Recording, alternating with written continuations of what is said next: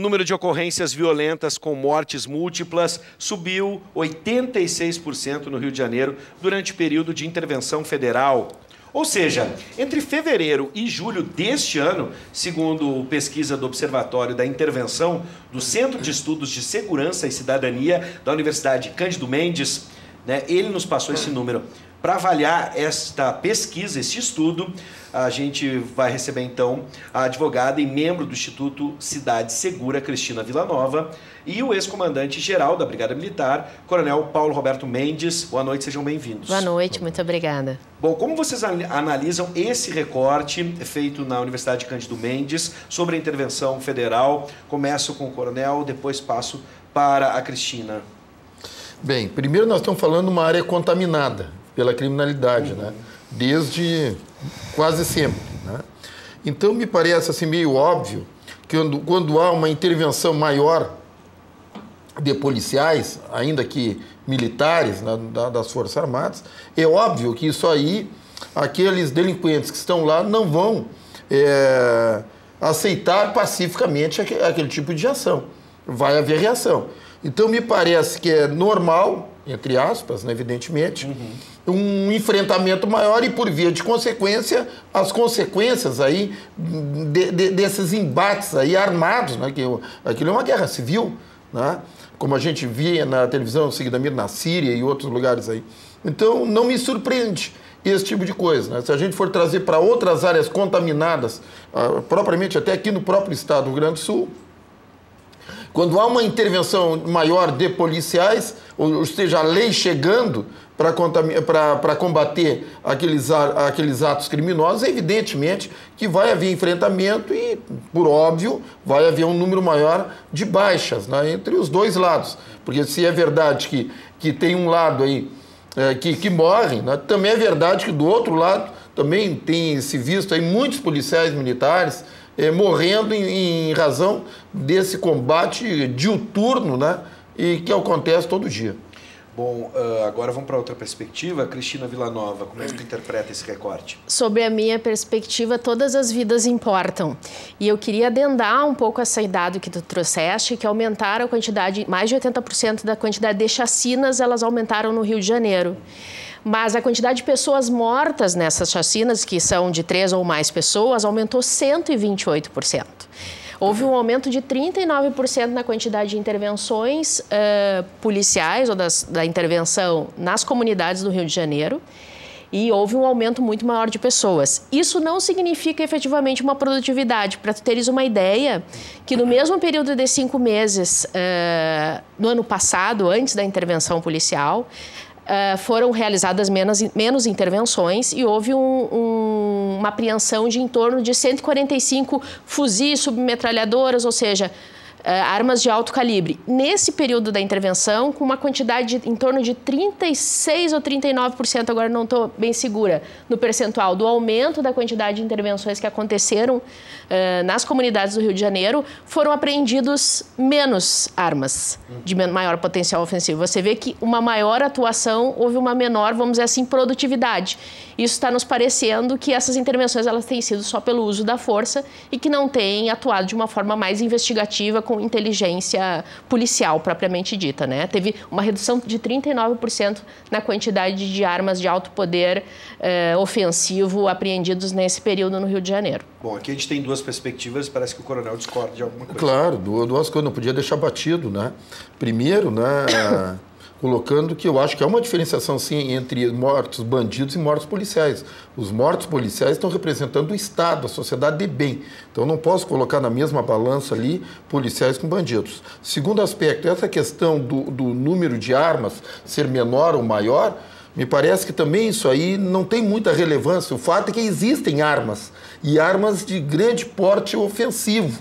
Então, talvez até o menor número de armas apreendidas se dê em razão da intensificação de ações e operações policiais nesses locais contaminados. Porque é óbvio, quando há uma pressão estatal contra o crime, ele vai se proteger. E uma das formas de proteger é escondendo, enfim, burlando aí a questão policial em cima de seus armamentos. Bom, vamos continuar a conversa, eu quero avançando e a gente pode recuar, claro. retroceder em alguns pontos.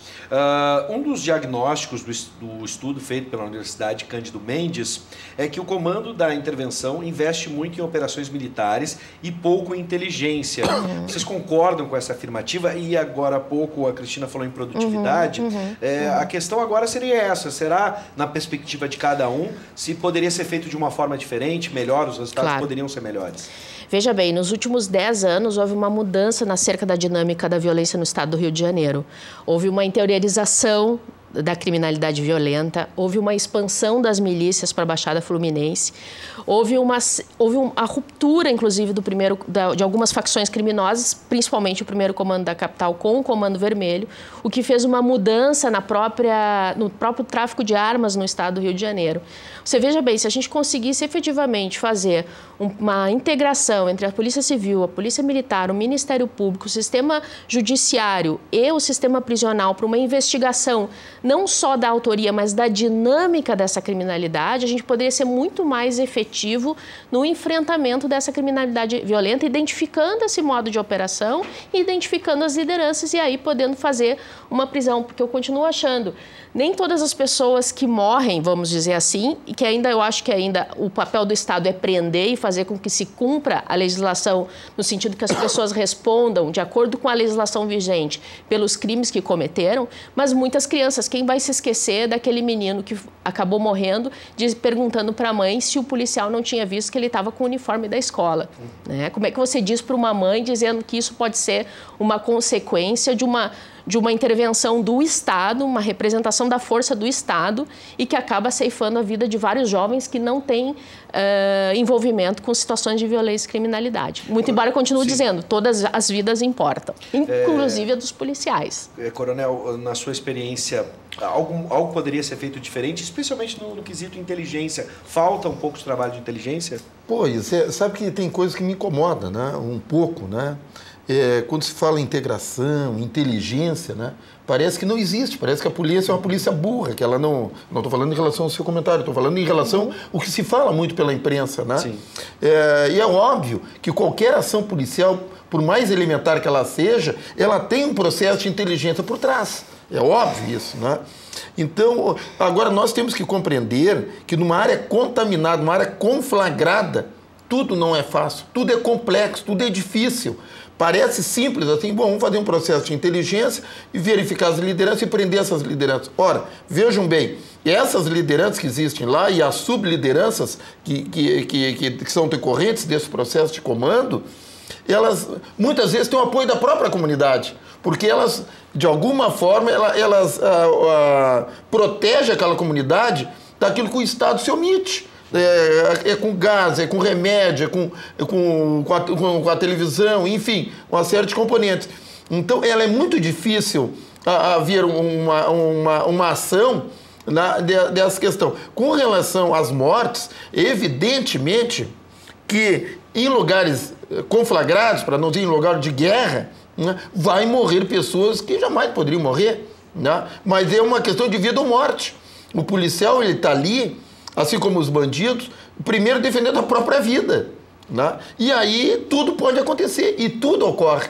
Essa é a triste realidade. A gente que tem experiência de rua aí, de ações de confronto com bandidos armados, a gente sabe como é que foi sendo isso aí. A adrenalina é alta, a proteção à vida primeiro dele é grande, porque ele já viu, no caso do Rio de Janeiro, nesses confrontos aí, um número enorme de policiais mortos aí, durante o ano, né, quase que diariamente. Então, isso aí é uma situação muito difícil. O Estado tem que achar uma forma de resolver essas questões. E eu, sinceramente, do jeito que eu vejo o Rio de Janeiro, eu acho muito difícil. Porque o Rio de Janeiro, aqueles morros, aquelas comunidades, como se chama, elas foram organizadas desorganizadamente.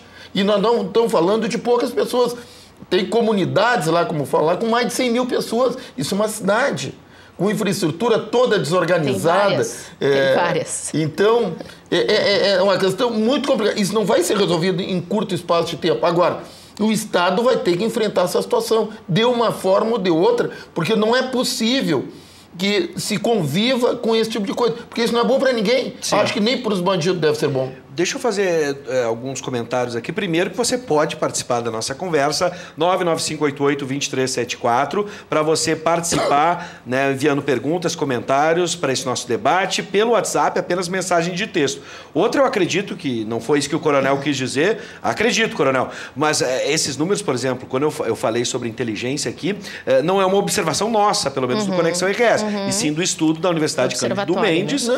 Não, com certeza. Mas isso é uma questão, você só para deixar claro, né? Isso é uma questão que hoje se reproduz muito, essa questão da integração entre as polícias e da inteligência. E o que eu disse foi que a polícia sempre age com inteligência e que essa forma de integração, isso acontece desde sempre. Sim. Né?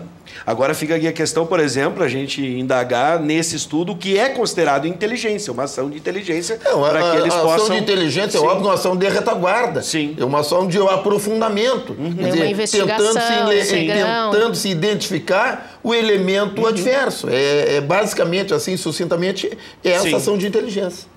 Bom, ainda sobre essa questão, né, o estudo da Universidade Cândido Mendes, e aqui a gente sempre vai marcar isso, de acordo com o Observatório da Intervenção, práticas policiais violentas continuam predominando contra as favelas. Aí vem a pergunta, mais uma vez, eu acho que o coronel tem que se manifestar a respeito disso, né, como a polícia às vezes é encarada no Brasil. Há um esgotamento no modelo de polícia brasileiro ou é uma característica única e exclusiva do Rio de Janeiro? E aqui a gente tem experiência da Brigada Militar. Começa com o coronel agora. Esse é outro tema complexo de falar, porque assim, principalmente por alguns grupos bem identificáveis, eles forçam a opinião pública no sentido de criminalizar a polícia, que a polícia é uma polícia violenta, truculenta, etc. Quando, na verdade, até pode ocorrer, como em qualquer instituição, de ter alguns elementos que excedam o seu trabalho, etc, etc. Mas isso não é regra. Agora, eu quero destacar e reforçar que em áreas contaminadas tudo acontece. Até esse tipo de coisa, eventualmente. E para isso, o sistema de correição, né, e até de inteligência tem que identificar aqueles policiais que, eventualmente, se excedam naquela atividade. Porque também não é admissível que a polícia aí entre em casa, de qualquer maneira, ameaçando as pessoas, batendo nas pessoas. Isso é uma coisa que isso faz parte da ala criminosa. Quer dizer, ele fazendo isso aí, ele também está se tornando um bandido. E nenhum treinamento da Polícia Militar, em particular, ela vai para essa direção. Ao contrário, ela sempre tenta proteger a técnica policial, os direitos humanos. Isso é evidente. Qualquer currículo de qualquer curso das polícias, isso sempre está presente. Nessa perspectiva, a gente já viu manifestações no Rio de Janeiro pedindo o fim da Polícia Militar. Sim, eu acho que tem duas coisas. Primeiro, eu acho que a população ela está premida pela criminalidade existente nas suas comunidades. A grande maioria das pessoas que moram nessas comunidades, que tem às vezes em torno de 150 mil, a Rocinha é uma cidade, o Complexo da Maré é uma cidade, tem a grande maioria, vamos dizer assim, a grande maioria que eu digo assim, 98% da população são pessoas trabalhadoras, que estão premidas pela questão habitacional. Hoje em dia, você conseguir morar de uma forma adequada nas cidades e que você possa cumprir com todas as questões da civilidade, poder trabalhar, de ter acesso ao estudo, é super complexo. E no Rio de Janeiro isso está escancarado porque fora a ocupação dos morros, que diz assim, vocês estão nas áreas nobres também da cidade. Isso dá uma visibilidade enorme para esse confronto que acontece muitas vezes nas periferias das cidades e que você não olha para isso, né? Cabe destacar aqui que o Rio de Janeiro não está entre as 10 capitais mais violentas do nosso país, né? Então, acho que, esse inclusive... Esse estudo é proporcional? Proporcional com a taxa, com o número de habitantes, né? Tá. A segunda, é claro que nenhuma instituição, nenhum profissional da área de segurança pública, nenhuma instituição de segurança pública tenha nas suas diretrizes a violação de direitos humanos. Muito pelo contrário. Há muitos anos vem se trabalhando por uma atuação de proximidade dos profissionais de segurança pública com a população. O que tem acontecido no Rio de Janeiro, eu acho que a própria questão da intervenção, que é uma medida extrema de você retirar o comando da segurança pública, que é uma política pública do Estado, e entregar para um outro ente, para que ele faça uma atuação que se exacerbou ainda mais do que já aconteciam. Hoje nós vivemos na época do celular que grava tudo, então tem gravações de policiais surrando moradores que quando eles estão, vamos dizer assim, sobem em cima da laje, que muitas vezes nessa coisa da bala perdida, dos confrontos, as pessoas têm medo. Sim. E de que por alguma intervenção de um morador pedindo para sair, os policiais, tem isso que eu estou dizendo, tem gravações que mostram os policiais agredindo moradores que se insurgem contra a utilização das suas casas ou quando há ingresso também de uma forma ilegal nas suas residências em razão desse confronto que está acontecendo nessas comunidades. Bom, agora vamos para um outro lado, né? A gente tem sempre diferentes perspectivas sobre um mesmo fato, um mesmo acontecimento. Alguns especialistas veem um fato positivo nessa intervenção, que é o governo federal assumindo a segurança pública. Como vocês avaliam essa questão? Hoje a gente sabe que está concentrado na mão do Estado. E a gente vê uma tendência, especialmente aqui no Rio Grande do Sul, Coronel Mendes pode até falar sobre, e da mesma forma a Cristina, armando as guardas municipais e uma espécie de participação do município em determinados municípios grandes, né, com a guarda municipal em algumas funções na segurança pública. Isso está relacionado um pouco a uma discussão que a gente teve há poucos dias aqui sobre o Sistema Único de Segurança. Exatamente. É positivo isso, a participação do governo federal? Eu acho que a intervenção, neste caso, ela não é uma participação, ela foi uma retirada do comando da segurança pública do Estado e eles assumiram. O que eu queria saber, assim, onde é que está o planejamento, quais são as ações de curto, médio e longo prazo, né? Para você poder, de alguma forma, hoje em dia não se trabalha mais políticas públicas de segurança como se trabalhava há 30, 40 anos atrás. Hoje a população participa, ainda mais no Rio de Janeiro, como tu mencionaste, assim, a Universidade Cândido Mendes, o Centro de Estudos de Segurança Pública dessa universidade.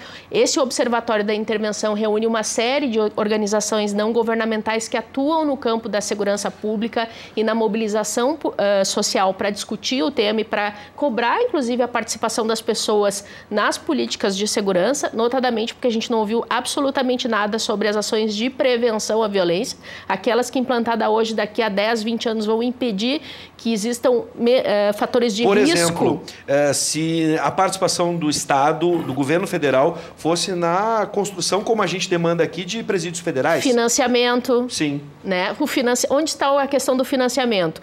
Quanto que a intervenção está gastando em diárias? Isso ninguém fala, em diárias. Eu acompanhei um pouco a discussão da sociedade civil sobre a intervenção que houve no Complexo da Maré antes dos Jogos Olímpicos. Quanto se gastou de recursos financeiros e que legado se deixou? Sim. Só se paga diária para os pessoal das Forças Armadas. O que se vai deixar para essa população?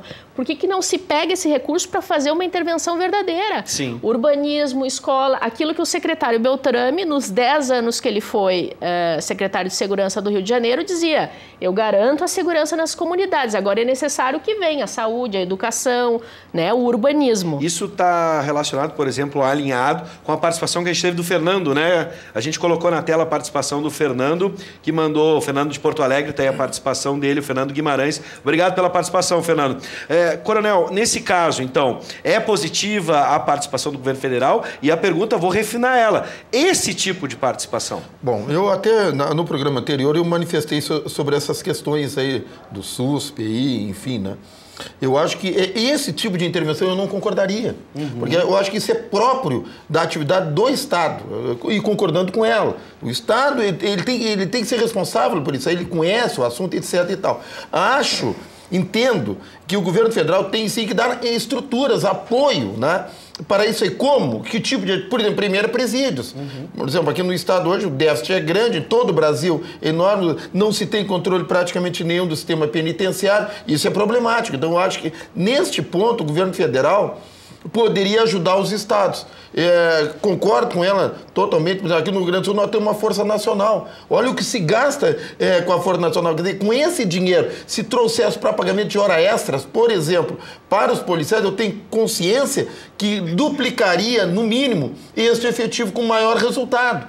Então, essas coisas, quando o governo federal vai lá na base, ele erra. Ele tem que deixar o Estado resolver esse problema aí. Ele tem que chamar o Estado e garantir apoio financeiro, apoio de estrutura, para que se possa fazer um trabalho, aí sim, um trabalho continuado. Porque também essa intervenção, que ela vai até 31 de dezembro, Não vamos ser tolos. Isso aí não vai se resolver até 31 de dezembro. Uma coisa que tem décadas aí, vai se resolver. Se fosse assim, era uma barbada resolver todos os problemas brasileiros. Claro que não é assim, né? Então, me parece que aí é um equívoco nessa questão aí, né? De que não se dá um apoio. Aí, aliás, aproveitando a brecha, né? Veja bem, o Estado agora lutou, as autoridades, para manter longe daqui os 17 líderes de facções. presos. O que eu penso? Ao contrário, o Estado, na minha visão, tinha que ser o contrário. Não, tem que trazer para cá. Só que nós temos que ter condições para cuidar deles. Sim. Porque um Estado que não cuida, não consegue cuidar de 17, professora, me ajude.